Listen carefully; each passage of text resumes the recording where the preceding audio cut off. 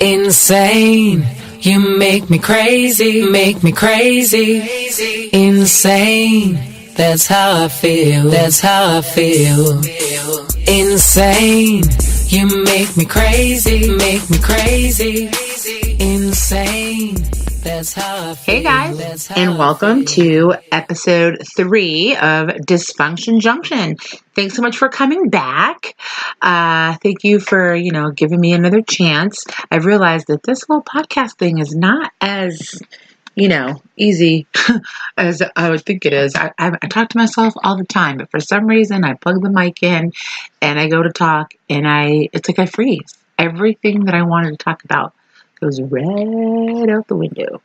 Anyway, so I hope everybody had a good week. Mine was good. For the most part, I did have some sick kiddos this week, which is kind of a drag, but there are some, good things about your kiddos being sick. The main thing is that they get extra snuggly, which is good. It's good when they're just not feeling well and they're under the weather and they really just want to, sit on your lap and sit with you.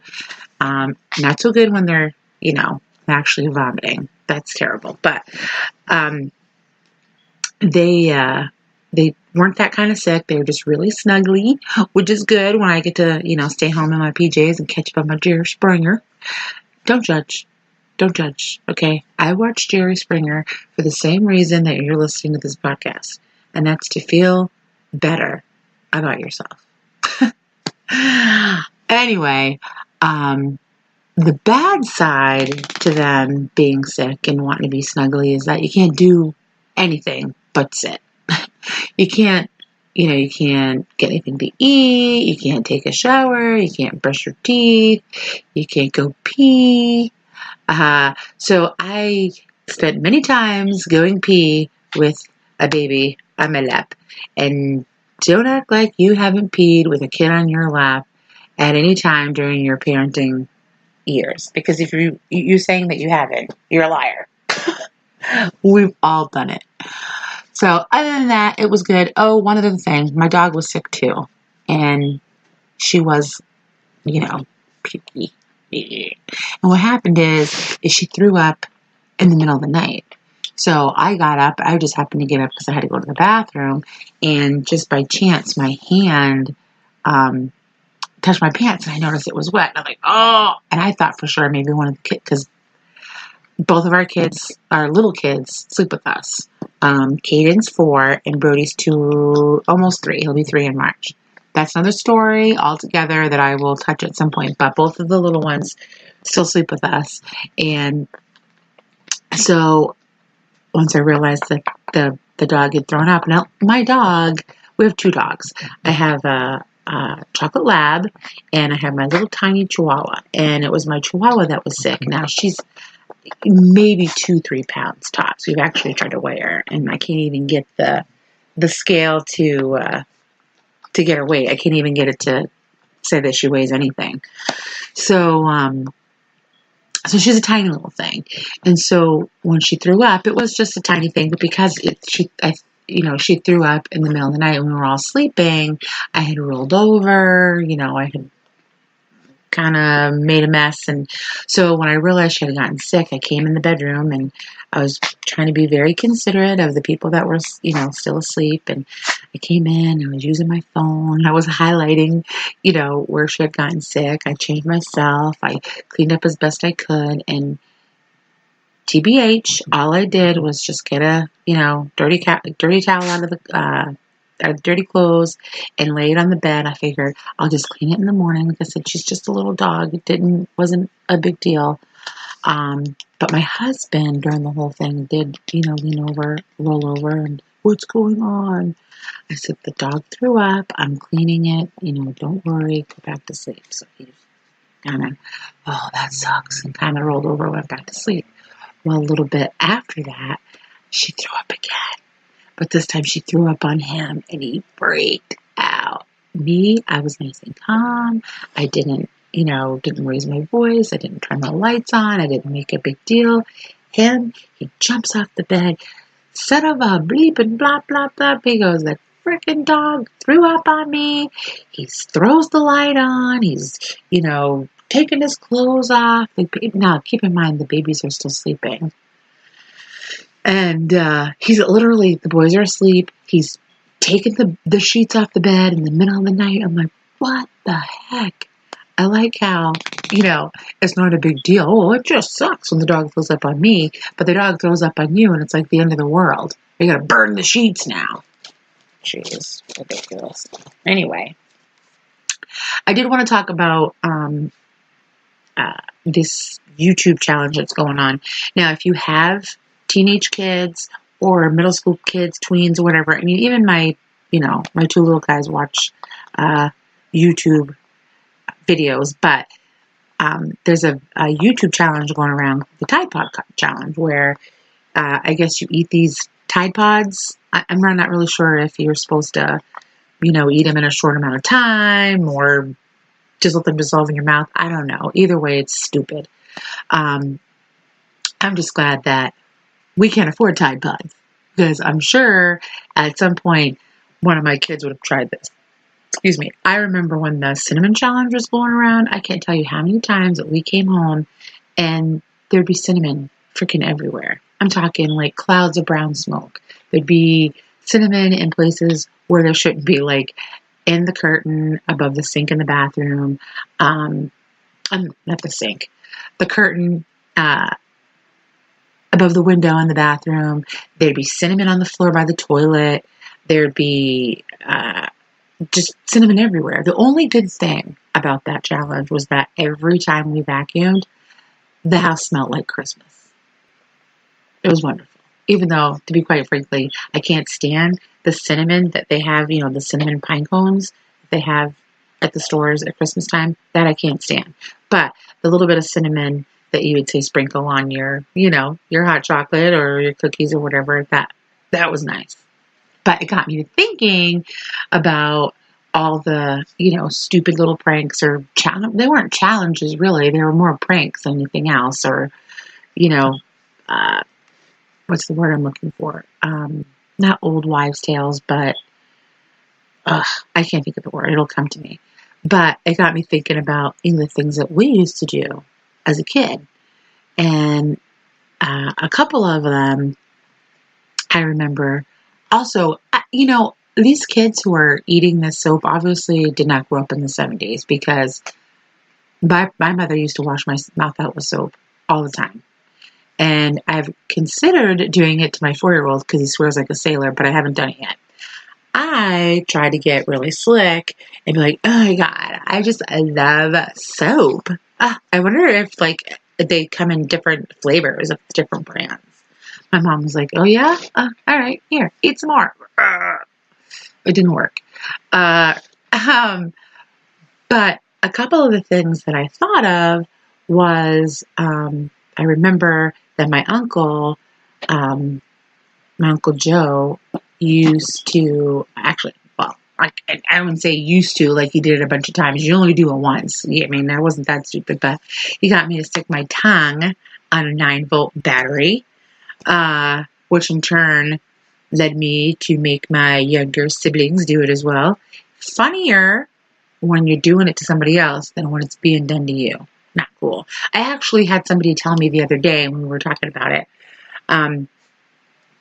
because I'd shared it on my Facebook page, what happened to the good old days when, all you had to do was stick your tongue to a 9-volt battery.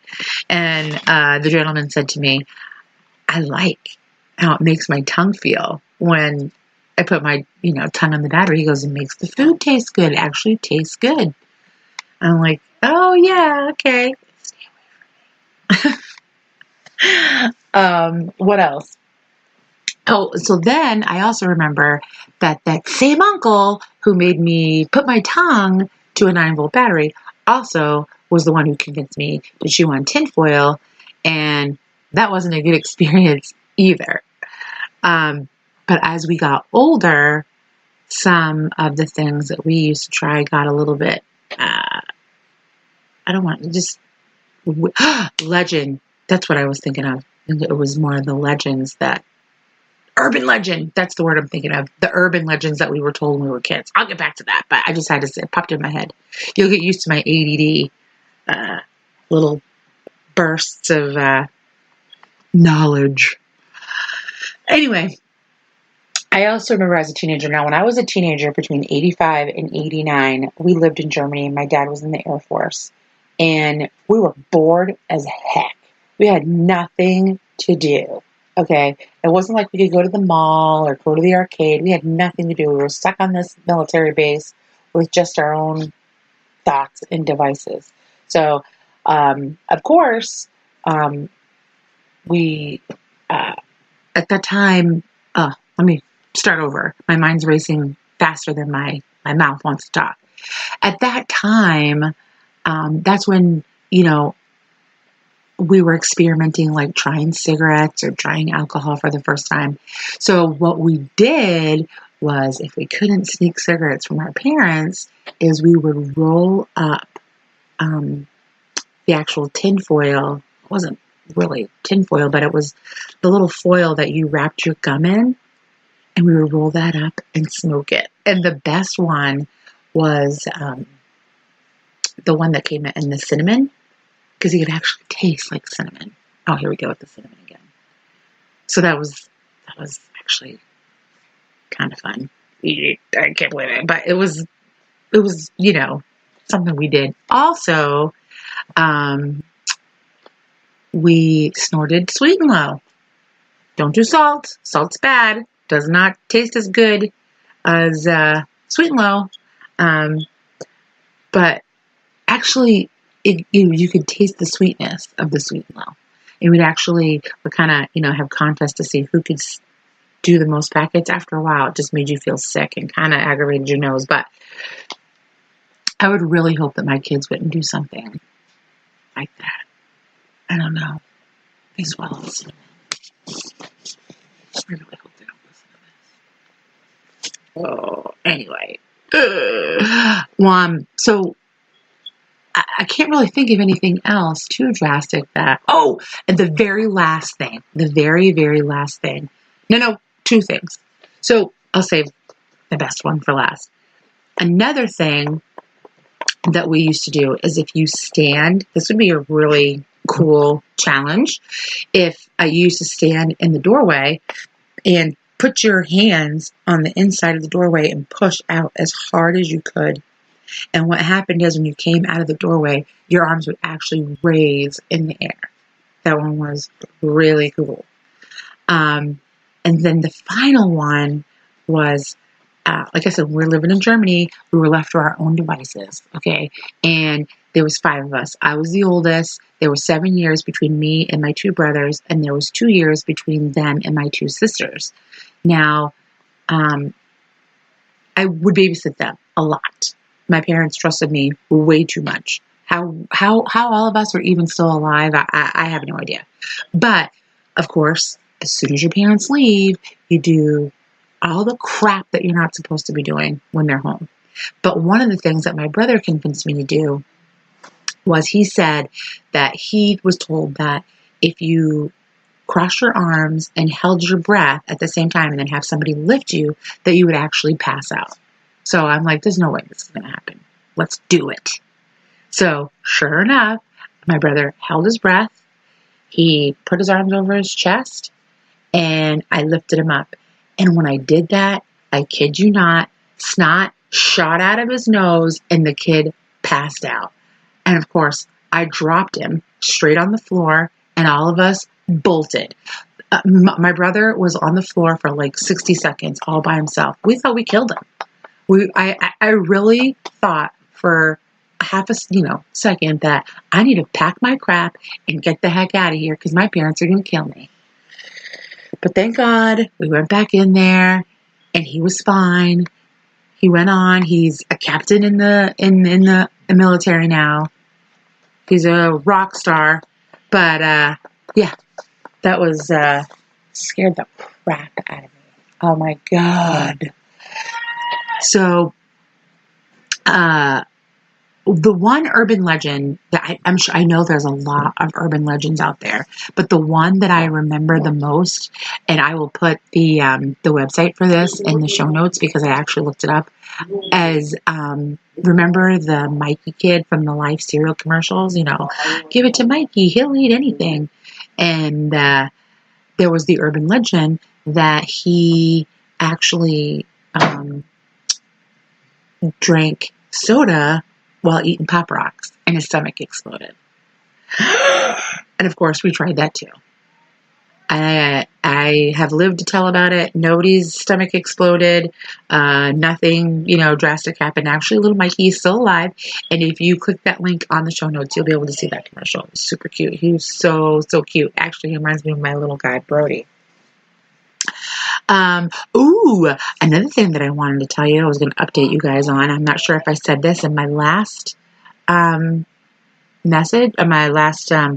but it's been a bit since I recorded my last one. I told you I've been practicing them.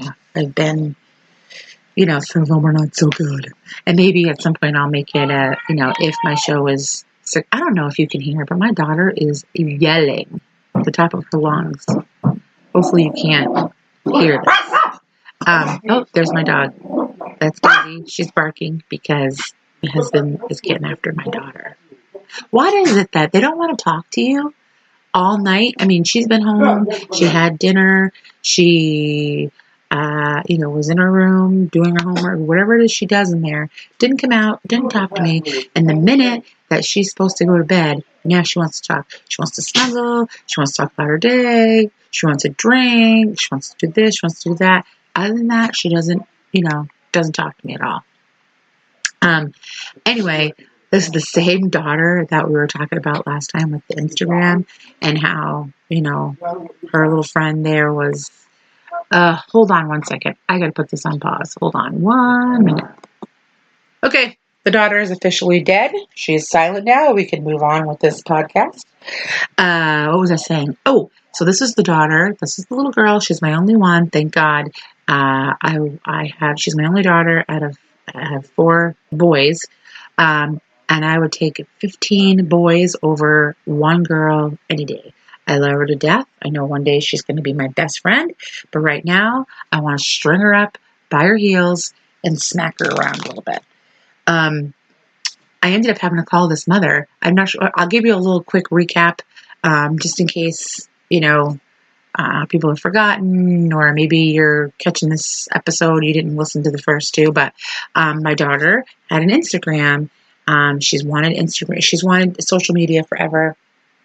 I wouldn't let her have it because I didn't, trust, people out there. People can be scary. So I didn't want her to have any social media, but we ended up compromising on Instagram. I know a couple of our little friends from school have Instagram, and she promised me that, she'd be responsible with it. I agreed to let her have Instagram on 2 conditions. One, that she have it private, and number 2, she didn't add anybody that she didn't know. Well, she must have had Instagram a couple of days, and she added somebody she didn't know. Long story short, she ended up friending these boys who were a little older than her. I mean, it all happened very fast. It was like Monday morning, she added these 2 boys, while she was getting ready for school. She gets on the bus, same Monday morning, and these boys send her inappropriate pictures. And of course, what's the first thing that you do when you get an inappropriate picture is you show it to the person next to you and say, "Oh my God, look what this person sent me." The little girl, of course, told her mom what had happened. The mom then, told the bus driver, "I don't want my daughter sitting with Piper," because, the little girl basically just told her, "Oh, Piper showed me a penis on the bus." So now I ended up having to call this mother because I was horrified. But it ended up all, turning out just fine. The mom, after I told her the whole story, she completely understood. And she took the whole seating ban away. So now we're good. But I was horrified. I was really, really embarrassed that I had to call this mom and apologize for my daughter showing her daughter something inappropriate. But, once the mom heard all the details, like I said, she was completely understanding and, supportive. And, we got really, really lucky. So that is what happened. That is the conclusion of Insta-gate. It will now longer be known as the Instagram debacle of 2017. Actually, I think it was 2018. Yeah, 2018. Anything. What else did I want to talk about? So you know what? I was thinking about, and you guys can let me know what you guys think of having a segment of my show with, I don't know, it could be like Letterman's Top 10 type of thing, about making up a list of the whole month of all the rotten, embarrassing, horrible things that my kids do to me, and, kind of naming them off the list. And the person who gets either, who has done the crappiest thing to me of the week will get their picture put up on my webpage with like a mugshot, of the thing that they did, holding it up, the thing they did. Or maybe we can get them a diaper trophy as the crappiest thing that you've done to your mother this week. You're the winner! Winner, winner, chicken dinner. All right, well, how long have I been talking? Last time, I think I got to 11 minutes. What do I got to now? 21 minutes, go me, yeah. All right, I'm going to wrap it up, and because I can hear them all out there freaking out. There's so many other things now that I want to talk about. I think this episode turned out a lot better than the one that I did before. But please stick with me. Please bear with me. This is all really, really new. And I really want to, be successful and let people out there know that you do not have to be a perfect parent to raise great kids. Because I really do have some great kids. And I'm not perfect by any means. And trust me, there's going to be a lot of things that my kids are going to be talking about in therapy real soon. But anyway, thank you so much for listening. Please be sure to follow us on all of our social media pages. You can connect with us on Facebook, on our Facebook page at facebook.com/dysfuncjunk7. And of course, on our Facebook group page at facebook.com/groups/DF podcast. That's D as in dog, F as in Frank. If you prefer Twitter, you can find us at twitter.com/dysfuncjunkmom. And that is DYS as in Sam, FUNKMOM. And for all of you Instagram peeps, you can look us up at instagram.com/dysfuncjunk7. I apologize. I wanted all of this stuff to have Dysfunction Junction after it, but believe it or not, those names were taken. Let's see, what else? Oh, also, you can look up our show notes on my website at www.dfpodcast.com. That's D as in dog, F as in Frank. You can also check out our bios on there and, everything else. It's still a work in progress. So bear with me as the show grows. I'm sure the website will grow. And again, at last but certainly not least, if you ever find it in your heart to buy this, old gal of coffee, please visit our Patreon page. If, doing this podcast, I want to keep it free to you. But it's not free for me. So if you, like I said, if you want to, donate $1, donate $3, $5, that would be awesome. I would really, really appreciate it. Again, thank you so much for listening. Please come back again. I am getting better at this whole podcast thing. I really felt comfortable this time. I hope you did too. And please, share us on all your social media. Tell your friends to listen. And I will talk to you guys again soon. Bye. That's how I feel. Insane. You make me crazy. Insane. That's how I feel.